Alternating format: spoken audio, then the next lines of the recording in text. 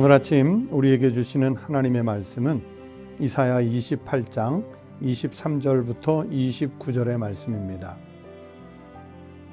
너희는 귀를 기울여 내 목소리를 들으라.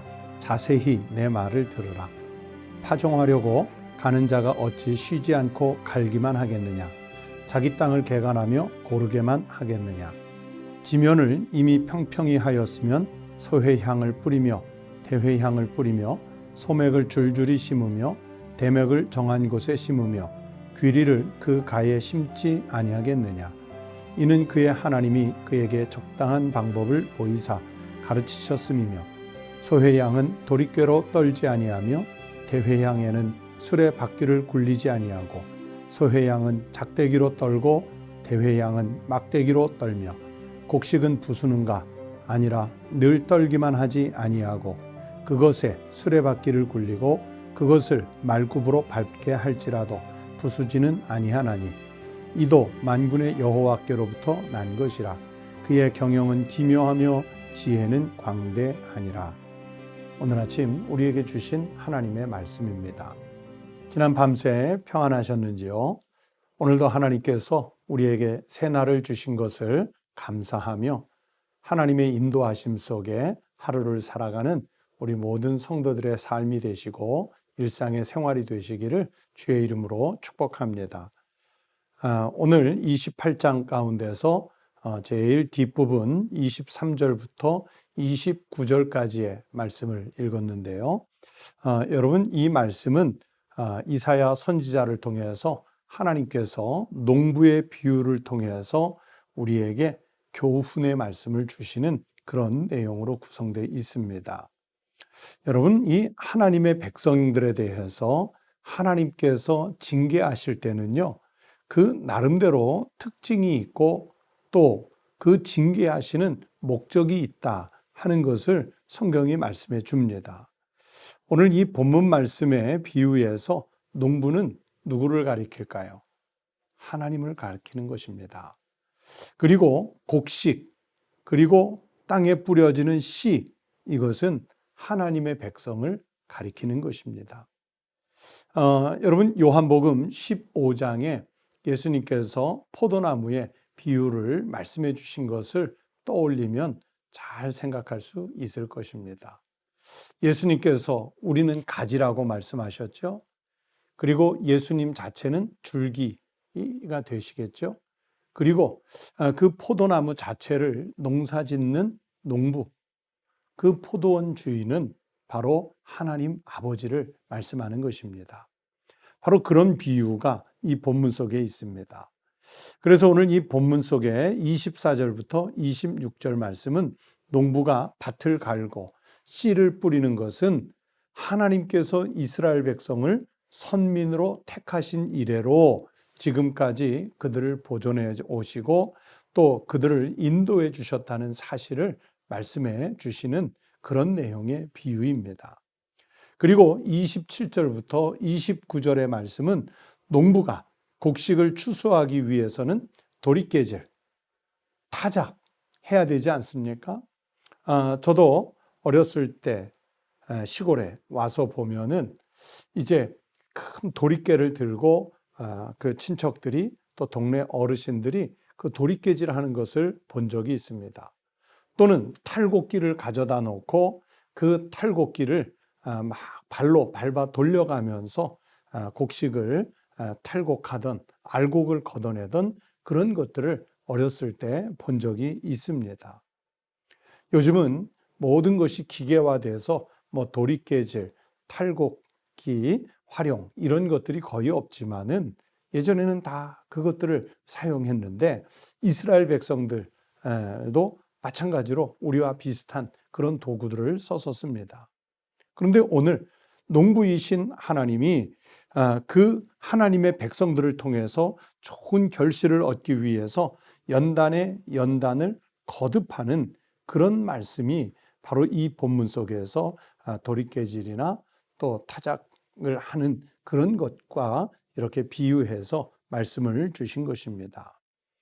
여러분, 성경은 이렇게 곳곳에서 하나님과 하나님 백성의 관계를 농부와 곡식 혹은 열매 그렇게 묘사를 합니다. 창조주와 피조물의 관계 또는 왕과 백성의 관계, 이런 것들로 묘사할 때가 많습니다.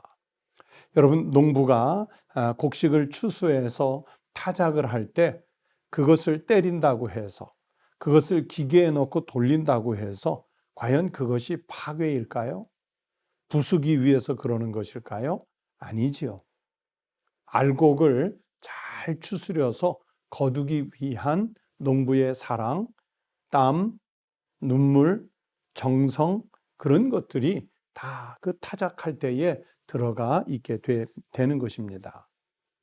하나님의 백성을 하나님께서 징계하시는 것도요, 여러분, 그냥 미워서 때리는 것이 아니에요. 그냥 미워서 탈곡기에 넣고 돌리는 것이 아니에요. 바로 죄의 껍질을 벗겨내셔서 알곡을 얻기 위한 하나님의 사랑, 하나님의 눈물, 하나님의 정성, 그 하나님의 마음이 바로 하나님의 백성을 징계하시는 그 내용 속에 들어가 있는 것입니다.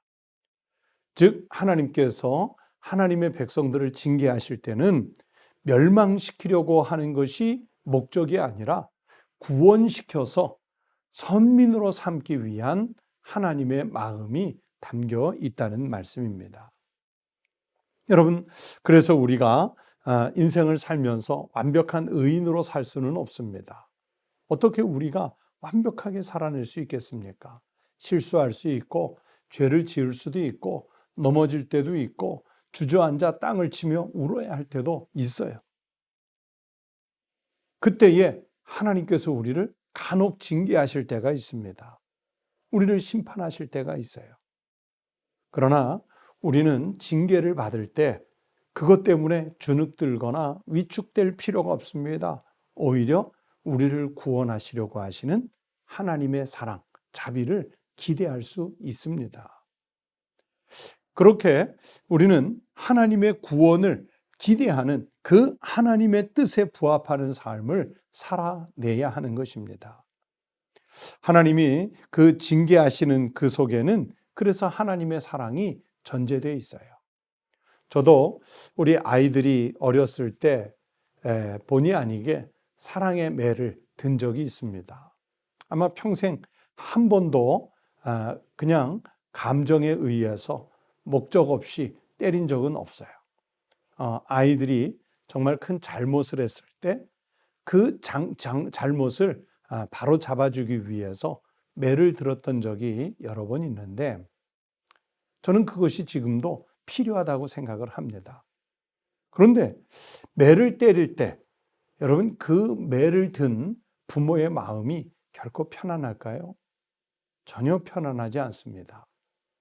오히려 잘못 가르친 나의 마음을 돌아보게 되고 또 질책하면서 내 자녀가 좀 바르게 성장하기를 기대하는 그 사랑의 마음이 고스란히 담겨서 할 수 없이 채찍을 들어야 할 때가 있다는 얘기입니다. 그런데 하나님이 우리를 징계하실 때 그 징계 속에는 그런 사랑이 전제가 돼 있습니다. 오늘 성경 말씀이 그것들을 말씀해 주시는 거예요. 히브리서 12장 6절에서 성경이 말씀하셨습니다. 주께서 그 사랑하시는 자를 징계하시고 그가 받아들이시는 아들마다 채찍질 하심이라. 말씀을 보세요. 사랑하는 자는 오히려 징계하신대요. 하나님이 받아들이시는 자녀들은 채찍질 하신대요. 방치해두지 않으시겠다는 말씀이죠. 잘못된 길로 버려두지 않으시겠다는 말씀이죠. 징계해서라도 채찍을 들어서라도 하나님의 뜻에 부합하는 삶을 살도록 이끄시겠다고 하는 하나님의 의지가 말씀 속에 들어 있습니다. 그래서 다시 말씀드리지만 하나님의 징계는 하나님의 미움이 아니라 하나님의 사랑이 표현되어 있는 것입니다. 그래서 오늘 너희는 귀를 기울여 내 목소리를 들으라, 내 말을 들으라, 그렇게 말씀하시는 거예요.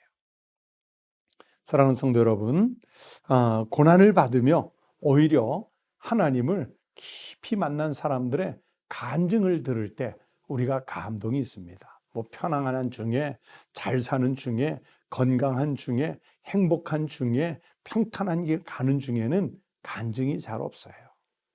오히려 고난을 받으며 하나님의 자비, 하나님의 사랑을 깊이 느끼는 그 사람들의 간증이 힘이 있습니다. 그 진실한 간증인 거예요.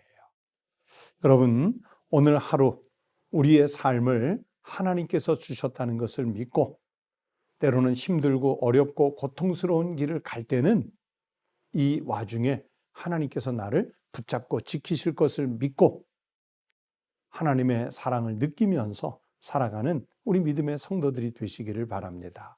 그리하면 하나님은 이 혼탁하고 정말 장애와 난관이 넘치는 것 같은 세상에서도 하나님의 사랑, 하나님의 자비, 하나님의 은혜를 깨닫는 성도들에게는 보호하시고 지키시고 인도하시는 축복을 주실 줄로 믿습니다.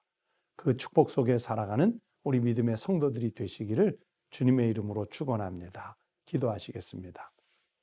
하나님 아버지, 주님께서 우리에게 당부하시기를 너희는 귀를 기울여 들으라, 하나님의 말씀을 들으라 하셨는데 우리는 여전히 하나님의 말씀 밖으로 벗어나 살려고 하는 그런 잘못된 삶을 살아갈 때가 있습니다. 그때 하나님, 저희를 그냥 버려두지 마시고 징계의 막대기를 드시고 또 사랑하는 아들에게 내리시는 채찍을 드셔서 우리를 하나님 훈계해 주시고 하나님 말씀 안으로 다시 들어와 그 말씀대로 살아갈 수 있는 생명의 길로 우리를 인도하여 주시옵소서. 하나님, 우리 나라가 지금, 이 시대가 지금 고통을 겪고 있습니다. 이 와중에 하나님의 백성들을 지켜주시고 감싸 보호해 주시옵소서. 또 아버지는 질병으로, 경제적인 어려움으로 또는 살아가면서 만나는 예기치 못한 환난으로 어려움을 겪고 있는 성도들이 있으면 하나님, 농부이신 하나님께서 추수 때에 알곡을 거두시는 그 말씀의 은혜를 생각하며 이 고통의 때에 우리가 더 좋은 열매 거둘 것을 기대하며 이겨내고 극복해내서 하나님의 자비와 축복을 많이 누리는 알곡 같은 하나님의 백성들이 되게 하여 주시옵소서. 오늘도 하루의 생명을 주신 하나님 은혜 감사합니다. 평안하게, 안전하게, 건강하게 사는 한 날이 되게 해주시고 또 가정을 위해, 나라와 민족을 위해, 교회를 위해, 이 시대를 위해 기도하는 우리 성도들의 기도를 들으시고 응답하여 주시옵소서. 주님께 감사드리며 예수 그리스도의 이름으로 기도하옵나이다. 아멘. 오늘 화요일 아침에 함께 기도하실 제목을 나누겠습니다. 먼저는 주님의 돌보심과 인도하심 속에서 우리가 하루하루를 살아가는 하나님의 선민, 하나님의 백성이 되도록 기도하십시다. 그리고 우리 가정을 위해서 각각 기도하십시다. 여러분, 우리 성도들의 가정이 형통한 가정, 평안한 가정, 그리고 믿음이 신실하게 살아 역동하는 가정이 될 수 있게 해달라고 기도하시기 바랍니다. 또 세 번째는 포괄적 차별금지법, 일명 평등법, 이런 법이 국회에서 통과되지 않도록 하나님의 창조 질서를 위반하는 문란한 이런 것들이 허용되는 법들이 제정되지 않도록 기도해 주시기 바랍니다. 그리고 교회가 이 세상 속에서 빛이 되고 소금이 되고 또 정부나 정치기관들이 교회의 예배를 억압하지 않도록 위해서 기도해 주시기 바랍니다. 다 함께 기도하시겠습니다.